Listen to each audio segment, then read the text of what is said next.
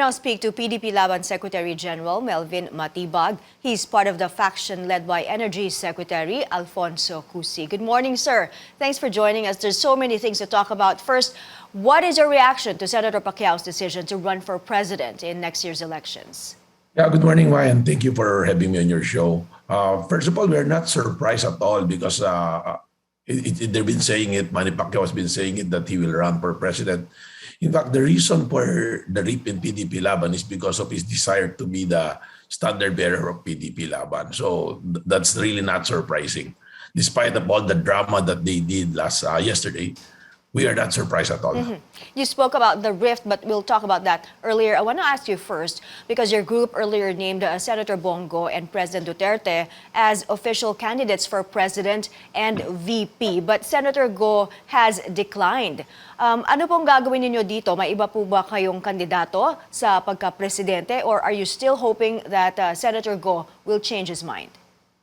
Well, yung filing pa naman, sa October 1 until October 8. And sabi nga namin, we're giving Senator Go enough space and enough time to think kung ano yung gagawin niya, kung tatanggapin niya.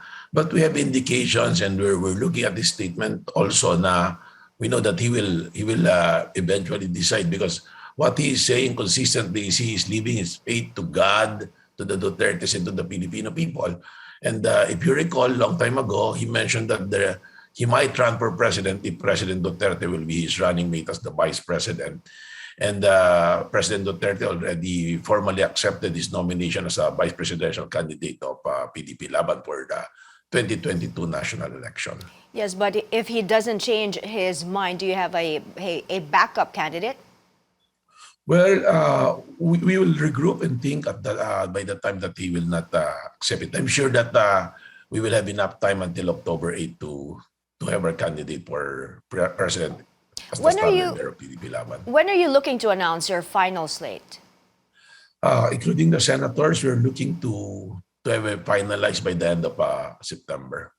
All right, let's talk about your internal rift. You have sought the guidance of the COMELEC on this internal rift within the party, and you asked the whole body to declare Pacquiao's group as illegitimate party members.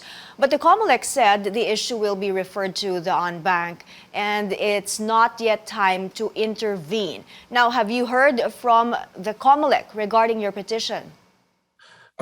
We have failed the filing piece 2 weeks ago. I think the statement of COMELEC that they will refer it to NBank, that was prior to our filing of the petition. Now that we have filed the petition, the COMELEC is duty bound to act on it and decide on the matter. And as a rule, election cases like this will take precedence over all cases. In fact, we have experienced this last election. The same case was filed by another group and it was resolved by COMELEC 2 months, which is prior to the printing of the ballot. So I think the COMELEC will act on it immediately. All right, we will just wait for that, sir. Thank you again for joining us this morning. PDP Laban Secretary General Melvin Matibag.